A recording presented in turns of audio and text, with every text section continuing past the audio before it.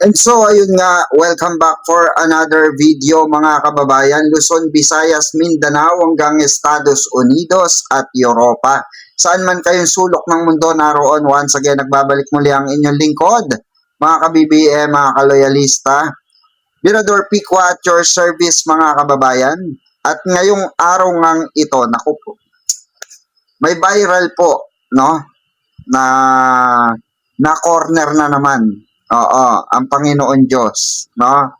May na-corner na naman ng ano po, karma. May kinarma na naman ng mga DDS. Oo, yung mga tumutuligsa po kay Pangulong Bongbong Marcos, mga kababayan. Yung mga ano po, no, tatawag po kay Pangulong Bongbong Marcos na bangag, ngiwi, ayan. At ang balita nga natin, itong tao na ito ay siya ngayon ang iwing-iwi. No? Hindi natin sure kung na mild stroke ba ito. Basta na lang po tinakbo sa ospital. No? Ang balita natin, tinakbo sa ospital. Sino po ba ito mga kababayan? So ayan po ang pag-uusapan natin at marami pa pong iba. No? So syempre kung bago ka pa lang sa aking YouTube channel, don't forget to like and share our YouTube channel. At pakipollow na rin po ako sa aking Facebook page, Mirador Pikwa at Mirador Pikwa page. Ayan po ang ating dalawang official Facebook page po, no? We do that better than anybody. I bet you got it twisted, you don't know who to trust. So many player hating niggas trying to sound like us. Say they ready for the front, but I don't think they know it. Straight to the depths of hell is where them cowards going. Well, all you still down, nigga, holler when you see me. And let these devils dissolve for the day they finally free me. I got a caravan of niggas every time we ride. Hitting motherfuckers up when we pass by. Until I die, live the life of a boss player. Cause even when I'm high, fuck with me and get boss, no? Ayan. So, ayun na nga, mga kababayan. Umpisa na po natin itong ating reaction dito po sa taong ito. Ito kasi, maano ito eh. Oo, yan nakikita nyo dyan. Yan pong tao na yan, marami pong, marami po siyang ginagawang katarantaduhan laban sa ating mahal na Pangulo.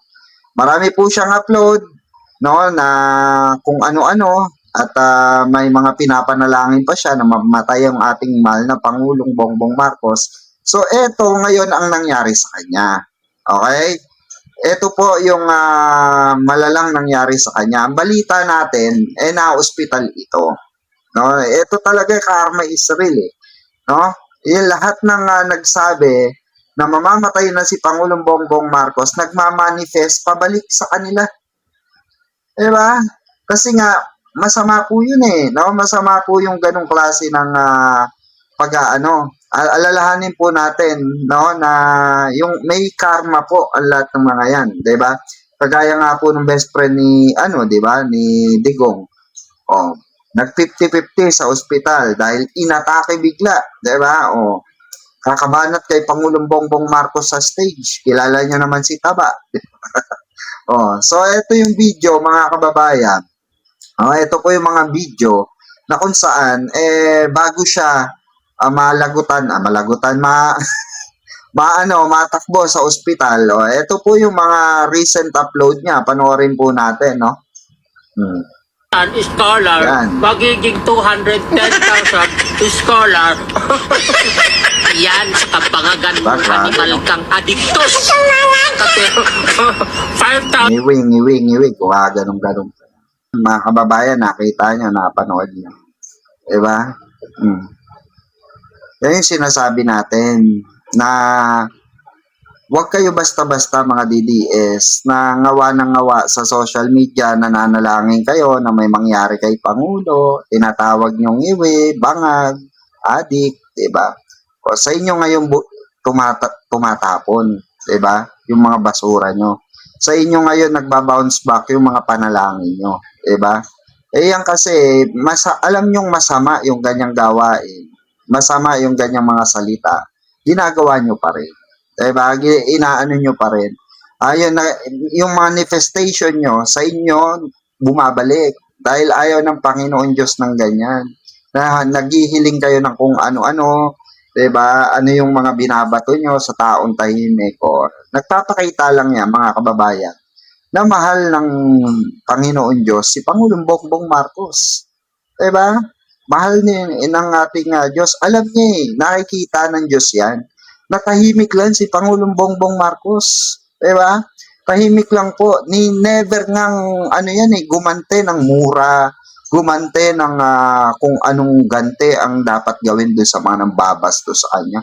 Even sa Canada, 'di ba? O hinayaan niya. Kaso, yung sa Canada naman kasi, ang senaryo nun, mga kababayan, ang Canadian government, ang gustong umaksyon kasi nahiya sila kay PBBM sa nangyari ron 'di ba?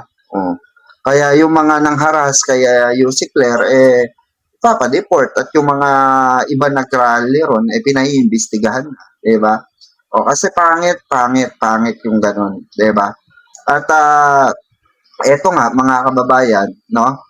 Isa pang ating tatalakayin, parang palaban na talaga si Pangulong Bongbong Marcos. Oo, palaban na po talaga. Alam niyo kung bakit? Nagbigay na po siya ng babala, ng warning po doon sa mga may kaso. Doon po sa mga talipantas kung tawagin, mga sprikitik, walastik kung pumitik, ng pagnanakaw sa gobyerno, sa taong bayan.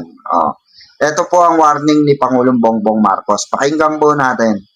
Muli po ako magre-report sa inyo tungkol sa mga iba't ibang development doon sa mga flood control project na kaso. Sa lahat ng natitirang akusado, ang aking payo sa inyo ay sumuko na kayo. Huwag nyo nang antayin na habul-habulin pa kayo. Mas maganda para sa sitwasyon ninyo na sumuko na kayo para maganda ang inyong pagsagot sa mga aligasyon na dinala kontra sa inyo. Sa mga nagtatangkad tumulong sa pagtatago, tandaan ninyo na kahit papaano mananagot din kayo kung kayo ay nagtatago ng isang fugitive from justice. Tuloy-tuloy po ito. Hindi kami titigil, hindi kami hihinto.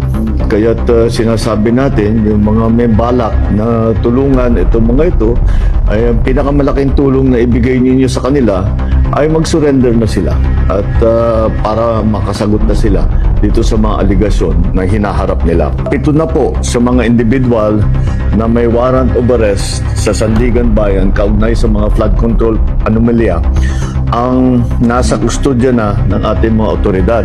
Isa naman sa kanila na inaresto ng NBI at 6 naman ay voluntaryong sumuko sa CIDG.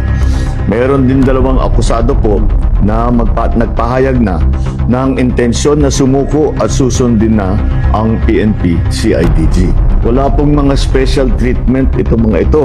Mananatili sila sa kustodya ng NBI habang inaantay ang utos ng korte. Muli, sa 3 warrant at 16 na pangalan, 7 na ang hawak ng ating otoridad.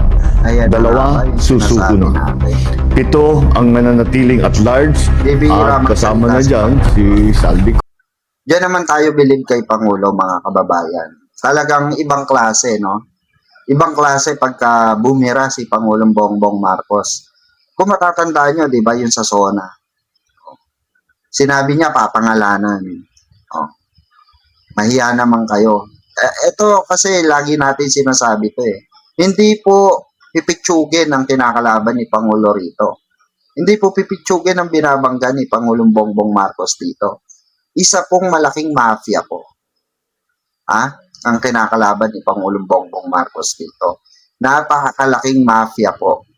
Way back noon pa, nung panahon pa ni Digong, 'di ba? Kaya nga may mga nagkaso noon nung panahon ni Digong na hindi inaksyonan ni Digong. Bagkus sinarang pa niya. Siya pa ang nagharang, 'di ba? Kaalyado pa niya ang nagharang. Yun itinalaga pa niya na diyan, 'di ba, sa ombudsman. 'Di ba? Kaya ibang-iba talaga si Digong pagdating dito sa corruption, 'di ba? Walang ni isa, ultimo si Panelo nga aminado siya. Na wala na ipakulong si Digong na regarding sa ghost project, di ba? Diyan sa flood control na yan. Pero si Pangulong Bongbong Marcos, kitang-kita natin, mga kababayan. Daman-daman natin. Kita ng dalawang mata natin. Rinig na rinig natin. Diba? Sa mga balita. Yung mga kawalangyaan nila, yung mga pagnanakaw nila. Diba? Anong ginawa ni Pangulong Bongbong Marcos? Ayan, pinaimbestigahan, pinakasuhan. At ano pa po, lalo pa nilang pag-uusayan na mahuli ang lahat ng may kasalanan.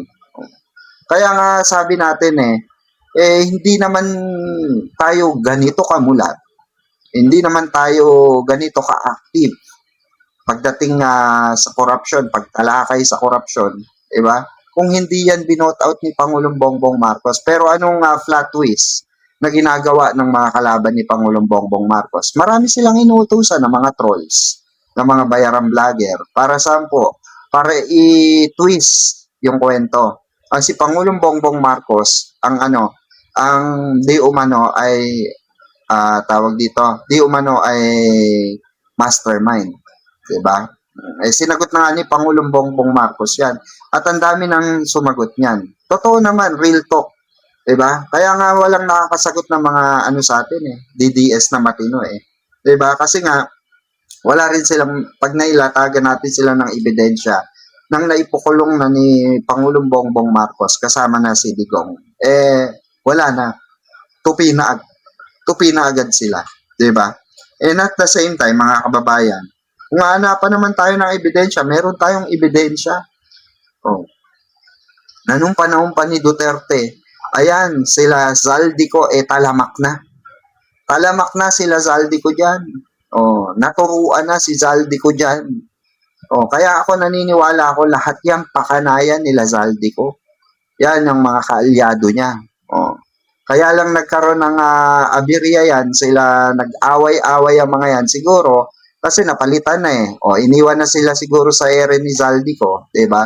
So sila Sara Duterte, lahat ng Duterte, dati. Kaya nagalit sa kanila.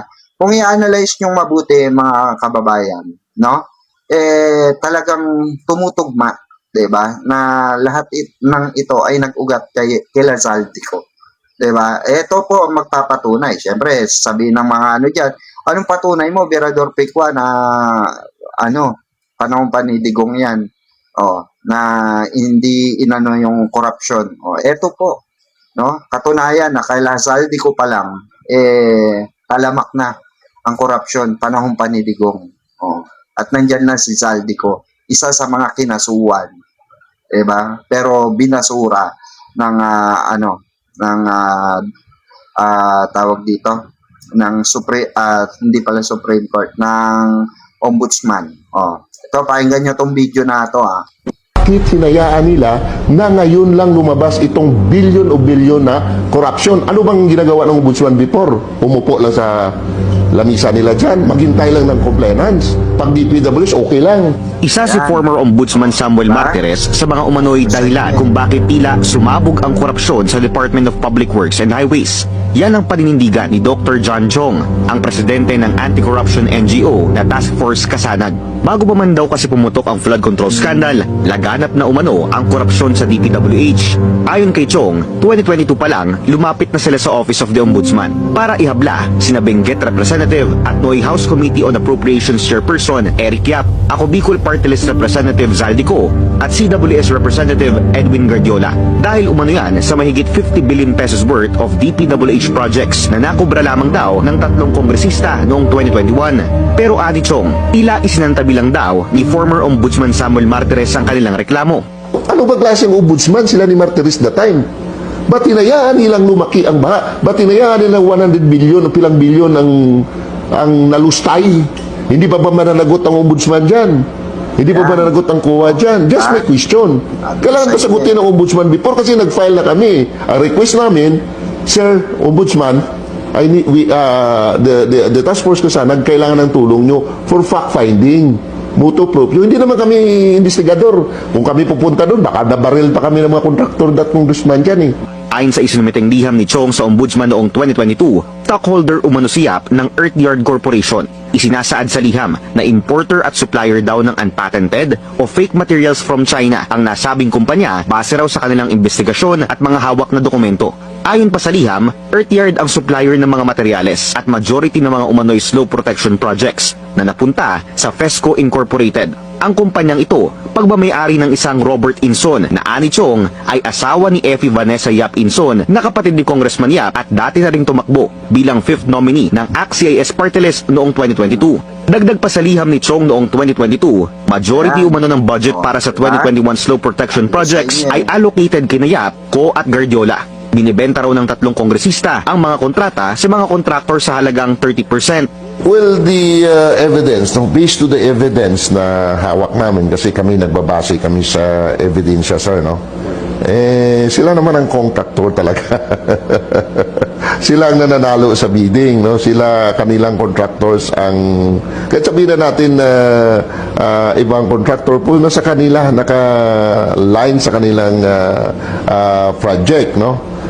Sila talaga ang, kumbaga sa ano, silang nag-insert niyan. Silang kontraktor, sila din ang supplier. Sinubukan ng Billionaire News Channel na kunin ang panig ng 3 kongresista pero wala pa silang sagot sa kasalukuyan. Sinubukan din naming humingi ng paglilinaw sa impormasyong inilahad ni Chong dahil sa pagsusuri ng BNC, 2022 lamang nagsimulang umupo si Guardiola sa Kamara bilang kinatawan ng CWS Party List. Basta sa pagkakalam ko dyan, 2022, congressman na sa CWS. Idinunog din namin ito kay former Ombudsman Samuel Martires. Aniya, hindi umano siya aware sa reklamong isinumite ni Chong sa kanyang tanggapan noong 2022. Kasalukuyang nasa spotlight ng investigasyon ngayon ang 3 kongresista. Ngayong araw lang, kinumpirma ni Pangulong Bongbong Marcos na frozen na ang assets ni Yap at ng kapatid nitong si ACT-CIS Representative Ed Vic Yap. Kasalukuyang tinutugis ng mga otoridad si Ko at itinuturing na isa sa mga key figure ng DPWH corruption sa Marcos Jr. administration. Kasama naman si Guardiola sa first batch ng mga tinaguriang contractor na pinakakasuhan ng ICI at DPWH sa Office of the Ombudsman dahil umano sa prohibited interest law violations. Ayan, malinaw na malinaw yan, ha, mga kababayan. Baka sabihin na naman ng DDS yan, gawa-gawa yan. Galing pa po yan sa mainstream media noon. Noon pa, mga kababayan, meron na talaga. Meron na talagang korupsyon at involved na si Zaldico dyan. Kaya paano mapapatunayan ng mga DDS or ng kampo ng mga Duterte, diba, or ng dating administrasyon na si Pangulong Bongbong Marcos ang mastermind sa korupsyon. Samantalang, nung panahon pa ni Digong, nasilip na yan. Kasama pa nga si, natalakay din natin yun, diba? Kasama ni Andaya pangalan nito, si Marcoleta, na nasa ospital ngayon dahil inaresto kaya na ospital, diba? Yan yung magpapakita, mga kababayan, na totoo lahat ng sinasabi ni Pangulong Bongbong Marcos na walang nagawa yung dating administrasyon o sino bang presidente nakapagpakulong regarding dyan sa na yan. Siya lang. Regarding dyan sa corruption na yan. Tapos sasabihin ng iba ng mga DDS, ng mga kritiko ni Pangulo, buhat bangko. Hindi, real talk yun. Real talk. Yan po ay katotohanan at nakikita natin ngayon na siya lang ang may political will at pinakulong niya ang mga korap na involved dyan sa flood control ghost project na yan. Diba? Matindi yan. Kaya po sana sa mga DDS, bago kayo magkukuda, fact check. Maglatag din kayo ng ebidensya nyo sa mga vlog nyo, sa mga gagawin nyong reels. Hindi yung puro salita lang, ngal-ngal lang. Diba, wala naman kayo mailatag na ebidensya. Ano ba nailalatag nyong ebidensya? Wala, diba? Kami mga BBM vlogger, kaming mga pro-admin, may nailalatag kami ebidensya, matibay na ebidensya at magpapatunay. Diba? Kayo wala, ngal-ngal lang.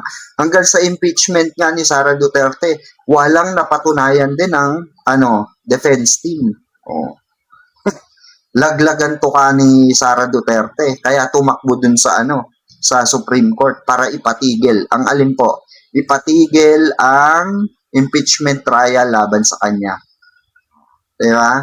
So hanggang dito na lang, mga kababayan. Maraming salamat po Kung nagustuhan mo ang mga ganitong video, mga kababayan, please like and share at maraming salamat po sa mga bagong subscriber natin, followers natin. Maraming salamat at God bless everyone. Mabuhay ang bansang Pilipinas, mabuhay ang ating mahal na Pangulong si Pangulong Bongbong Marcos. You know, we do that better than anybody.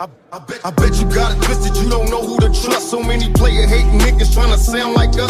Say they ready for the front, but I don't think they know it. Straight to the depths of hell is where them cowards going. Well, all you still down, nigga, holler when you see me. And let these devils be sorry for the day they finally free me. I got a caravan of niggas every time we ride. Hitting motherfuckers up when we pass by. Until I die, little